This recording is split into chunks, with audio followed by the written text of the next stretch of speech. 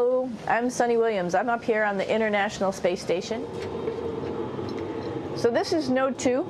This is a really cool module. Of course, most of these modules you'll see they have 4 sides and they're put together. That way we could sort of work on a flat plane, either a wall, a floor, another wall, or the ceiling. But you know, again, all you have to do is turn yourself and your reference changes. The reason I'm bringing that up is because this is where 4 out of 6 of us sleep. And so people always ask about sleeping in space. Do you lie down? Are you in a bed? Not really, because it doesn't matter. You don't really have the sensation of lying down. You just sit in your sleeping bag. So here's one sleep station right here. I'm going in right now. You can follow me if you want. So I'm inside. It's sort of like a little phone booth, but it's pretty comfy. I've got a sleeping bag right here that we sleep in, so we don't have sort of like a little bit of a cover. We don't fly all over the place.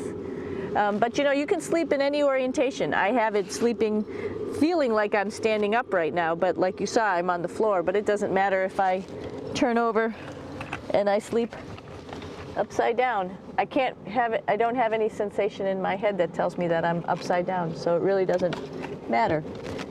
The sleep station is also like a little office. We've got a computer in here. As you can see, we've got a couple little toys. I've got some books. I've got some clothes and other things that make it sort of like home. I'm coming out. And just for reference, that's one sleep station. This one's another, right here. There's one on the ceiling, if you want to call it, right here. And then there's a 4th on the other wall over here. So all of us sleep in a little bit of a circle.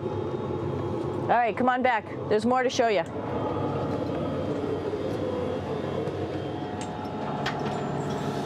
I know that there's some questions about how to use the bathroom and how do you actually live in space like normal, like at home. I mentioned real quickly about getting up in the morning and brushing your teeth and washing your face.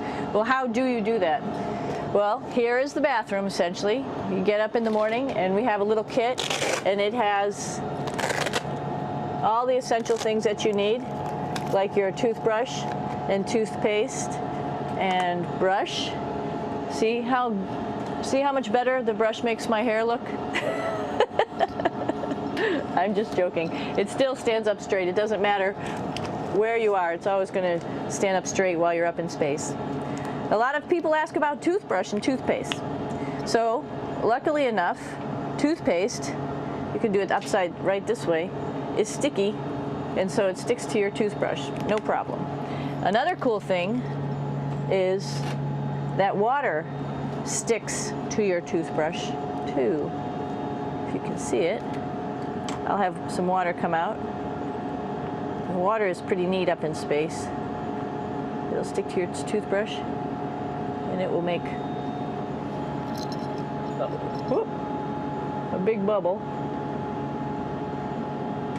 and that's just by surface tension. And then you can drink it. So a lot of people ask about what do you do with the toothpaste after you brush your teeth.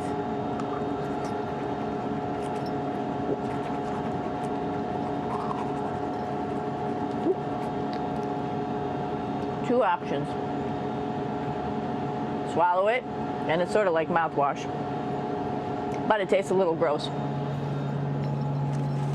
Or you can just spit it out in a paper towel, and then you don't have to worry about it. Swallowing thing I wouldn't recommend at home. I'm only up here for 4 months, so it's not that bad. One of the most pressing questions about living in space, of course, is the bathroom. So let's take a look at that little piece of work. Come on in.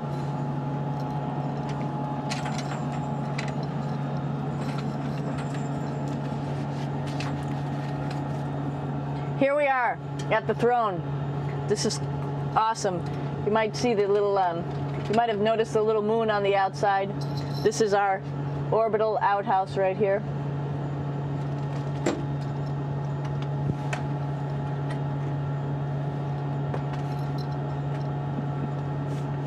And of course, it serves for two functions.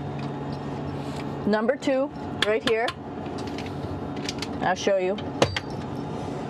But you see it's pretty small, so you have to have pretty good aim, and you be ready to make sure things get let go the right direction. And it smells a little bit, so I'm closing it up. And that's of course for number two. And this guy right here is for number one. So they're sort of two slightly separate functions, but you can do a little, essentially both, by hanging on right here and doing number one and number two. I might add it's color coded so you really don't get it mixed up, which is nice. This is yellows for number one. And also there's a selection of paper. People always ask about toilet paper. What do you do with toilet paper? What kind of toilet paper do you have? We have gloves just because sometimes it does get messy. We have some Russian wipes, which are a little bit coarse if you like the coarse type of toilet paper. We have some nice tissues, which are nice and soft if you like soft toilet paper. We have Huggies, just for any cleanup. You know, we were all babies once, and this sort of helps. And then if things get really out of control, we have disinfectant wipes, just to make sure we clean up here. Because, you know, just like the water I showed you, the number one stuff can sort of go all over the place if you don't aim correctly. And did I mention both of these have a little bit of suction, so they should keep things going in the right direction. But like I said, sometimes things get a little out of control if you are out of control yourself flying around. So we have lots of protective stuff. And of course, you do have your privacy. There's a little door, so other people know that you're in there. Here's a pretty cool place. This is sort of like in your house where everybody meets in the morning. After you wash your face, brush your teeth, you want to find something for breakfast. And this is our kitchen. You might notice there's all sorts of foods here. It's like opening the refrigerator. You got all your different stuff that you want to have: drinks, meats, eggs, vegetables, cereals, bread, snacks. And that's a good place. That's where you find all the candy. Side dishes, and then some little power bars just in case. So we have all this type of food. Some of it is dehydrated, and so we have to hydrate it, fill it up with water. Some of it is already made, and then all we have to do is heat it up. So something like this, I'm pulling out barbecued beef brisket. Pretty yummy. Not only is this food made in the US, but we also have food here from Japan. We've got Russian food. As you can see, all these red containers are filled with food that's from Russia. And then we get some of our specialty stuff, some things that we like, some of our favorite stuff that your family can send up. In fact, I like fluffernutters, and so I got sent up some fluff so I could make my fluffernutter with peanut butter. So you have a lot of food up here, no problems. Now, I'm going to say where we are. So right now, we're in the Japanese laboratory. It's one laboratory out of many here on the International Space Station. It's actually on the left-hand side. If I was International Space Station and I was flying through space like this, my left hand would be where the Japanese laboratory is.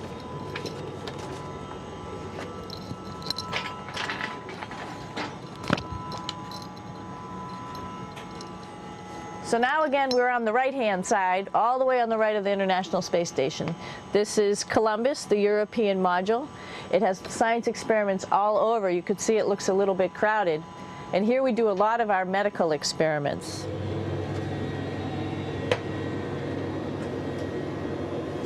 Here we are in the US laboratory.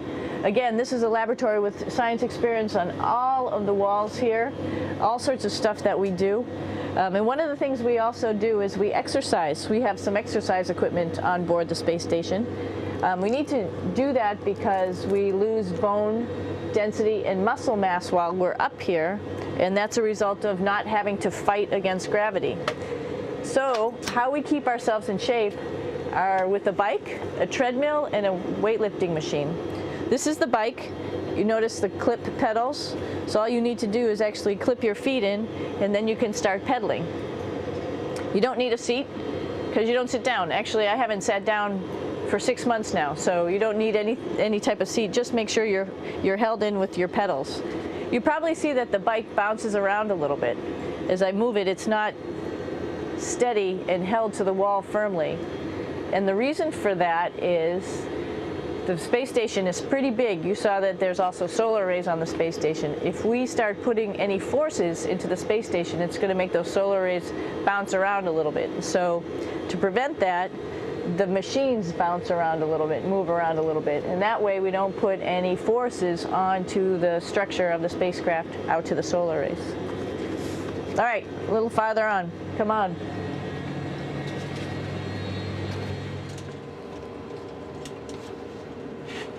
I'm here with my 2 buddies in the airlock.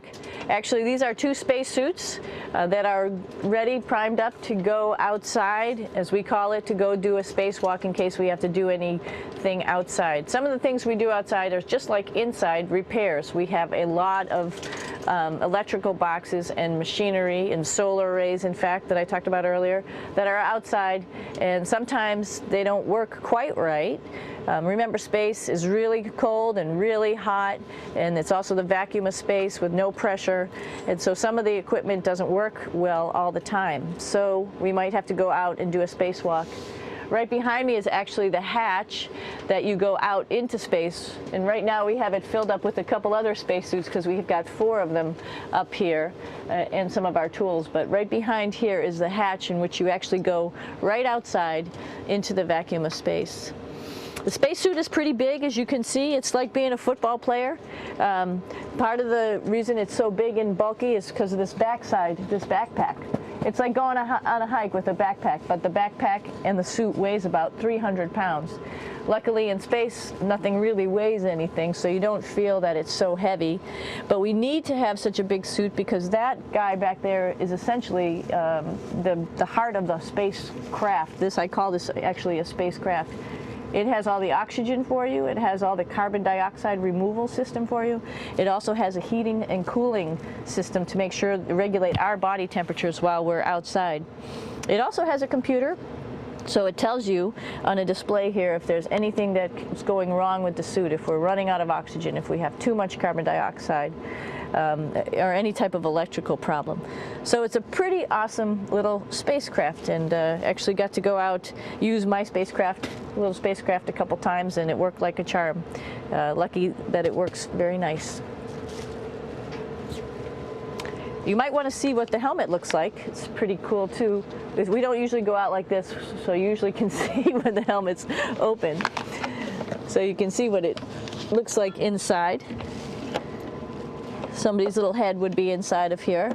So you can see, you can turn your head all the way around while you're inside of there, but the helmet stays still. So that's determines how far you could see.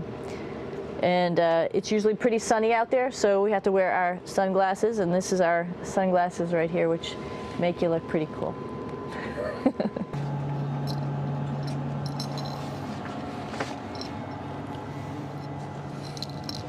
It's like a glass-bottom boat.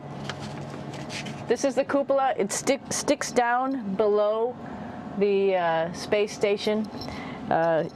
It's one of those places you find yourself hanging out in all the time because all you want to do is look back at our planet. I think some questions I had were about what do you do in your free time? And you can't help but want to just come to the cupola and look outside as much as you can.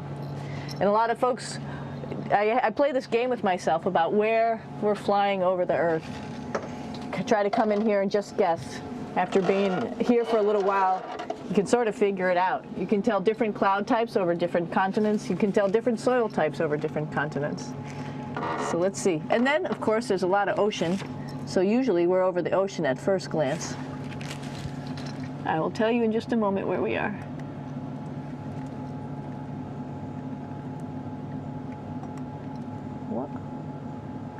There we go. So right now we are right over Africa. It's a little bit cloudy, as you can tell, but we're right over the continent of Africa. Hey, what's that? I think that's a Soyuz spacecraft. That's the spacecraft that's taken us home to planet Earth today. Oh my gosh. We might have to go take a look at that. That's pretty cool. It's a little bit smaller than the rest of the spacecraft, the space station, so you'll see if we go there, it'll be a little bit more crammed. But we're going, you can look all the way back to the back of the spacecraft, which is where the Russian segment is, and then you could look all the way forward to the front of the spacecraft, where the Japanese laboratory, the European laboratory, and the American laboratory are, and then back to the solar arrays where we started in this morning when we were looking out the Japanese window.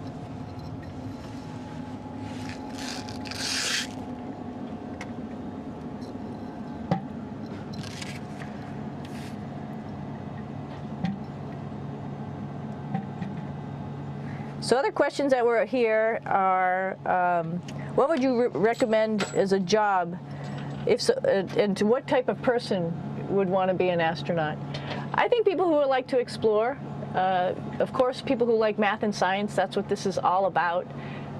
We have people in the office who are doctors, teachers, veterinarians, engineers, pilots, so all sorts of people become astronauts, and I think if you see it's just sort of cool, so I think people who like to do a little adventure and like to do cool stuff probably usually become astronauts. Hey, one thing I didn't show you, or I talked about but I didn't show you, was the exercise, another piece of exercise device, which is the advanced resistive exercise, and that's what this is right here. This is ARED, and you could probably see this bar. Let me just do a little bit of maneuvering here. Stand by. You have to set it up just like at any other gym.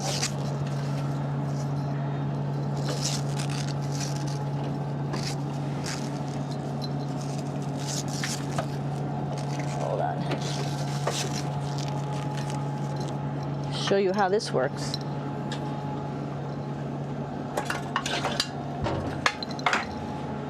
So you can see you can change your attitude just by going from one module to the next, going up from the cupola down here. This is what we call the ARED, and with this you can lift weights based on vacuum in these cylinders, just like you do at home at a gym. For example, if I wanted to do a squat, I could do it like this. Oops. I should need some weight on this thing. I'm not lifting with anything, so it's too easy. One of the cool things you could do things that you can't do at home. For example, single leg squats with just one leg, because the other leg, you won't fall over. So all sorts of stuff. You can also do bench press. We have a bench that we could add on here, so you can work on your beach muscles.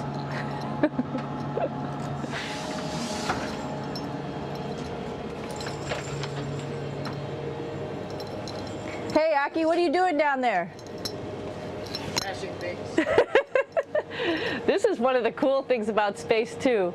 It sort of looks like there's a big old hole here, but you don't even think twice about it. You can just jump over the hole, or if you want, you can go jump into the hole. I'm coming down. Woo!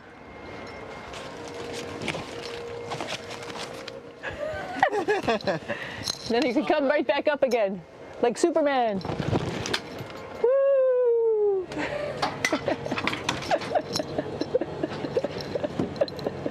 We're lucky we have a really cool big space station that you can fly around in.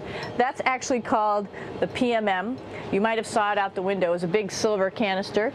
What's really great about that is it's essentially our closet in our pantry, or whatever you want to call it. We have extra food down there, we have extra clothes, we actually throw the trash out down there. So it's nice and organized, and we have all of our stuff that we need while we're working in all these other modules all stowed in this location down here. And it's a lot of fun to play in. So we're going into the Russian segment. Be ready. You don't need a passport either.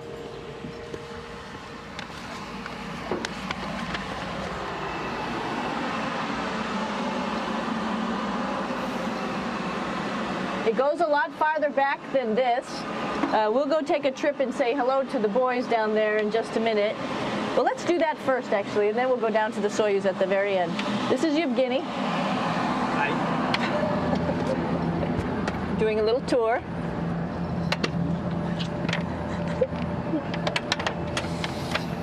This is the FGB, and what's cool about this module, it is actually the very first piece of the space station that came up in 1998. The space station has been around for about now manned for 12 years, but it's been up in space for about 14 years. And this was the very first. It is like the Russians' PMM. It has a lot of storage, as you can see.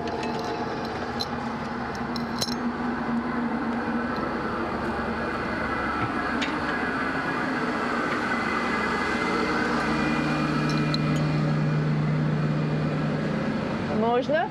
Снимаем. Чуть-чуть. So here we are in the heart of the space station, really. This is the service module. This is the central post.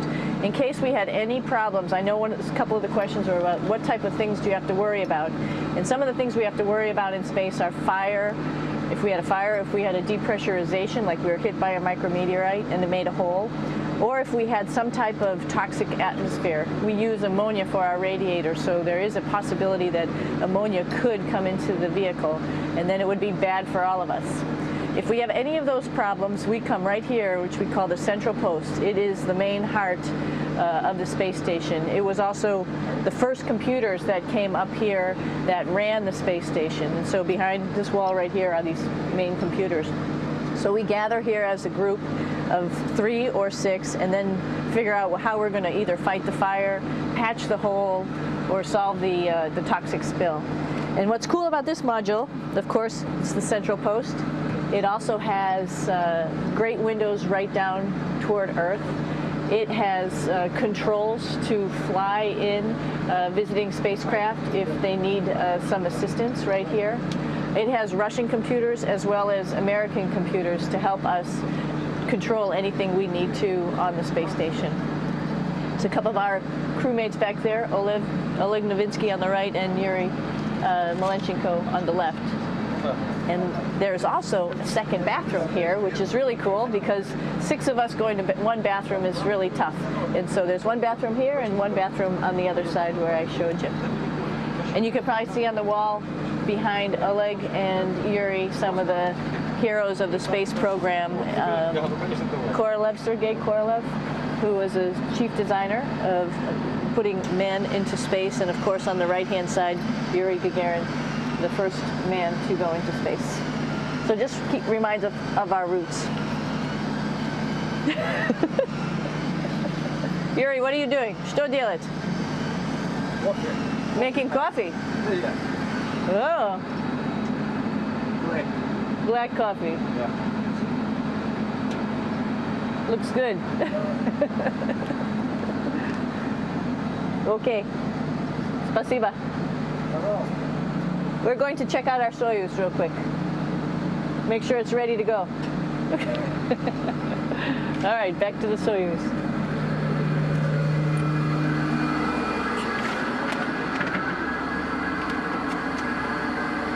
I'm going to stop here just for a quick second. You can see on the Russian spacecraft there's also other modules that stick out, down, and above. Right here is, let's see, I'm trying to be oriented. That's a place where we do spacewalks from for the Russian side. There's Russian spacesuits in here, and also a visiting vehicle which brought fruits and vegetables and becomes a trash container when we undock. Up on this side is also a future place where they're going to do spacewalks from, and connected to it is Kevin's, Oleg's, and Yevgeny's Soyuz spacecraft. And now let's go see ours. Whoa! Извините. No problem. Это пробка.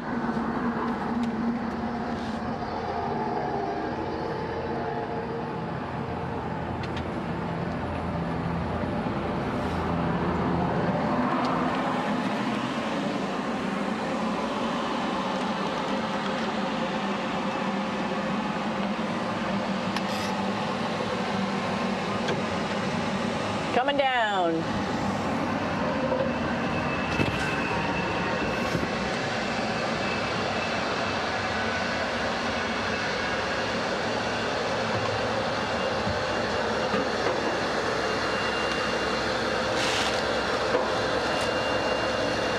little tricky getting in here.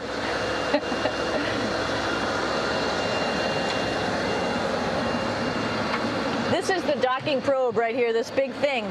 This helps us connect to the spacecraft. This probe actually sticks into this cone, and that's how the spacecraft, our Soyuz, becomes connected to the ISS initially. That is then replaced by clamps, which are around here, that will allow the two spacecraft to be stuck together. And then you can remove the probe and the cone.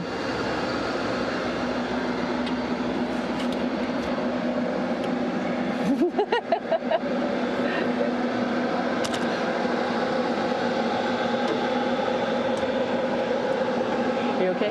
All right, so here we are in the Soyuz. This is what we call the BEO, the living compartment, bytovой отсек in Russian. It also has a little bathroom. It's not as good as the other bathrooms, so we try not to use it too much. It has drinking water in it if we need something to drink. And then, of course, it's filled up with a lot of cargo for us. Bringing up and also bringing back down. It has a second purpose when it comes back to Earth. It serves as a garbage container. During the descent, we'll get rid of this area right here, and everything that's in it will just burn up as it's coming into the atmosphere, so that way we can get rid of a little bit of trash. But the main area where we were on launch and where we're going to be on descent is down here, because we're not part of the trash. So we're in a safe place. So we're in the descent module, SA. It's a little small, but you can get in.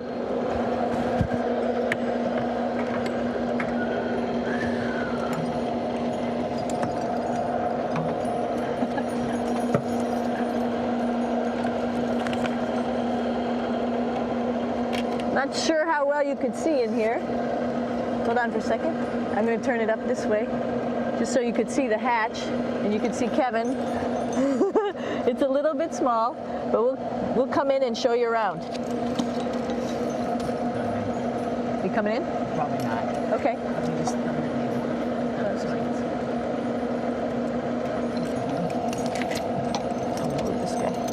Got to move a couple things. We were just starting to get ready. We're preparing a couple days ago for our ride home.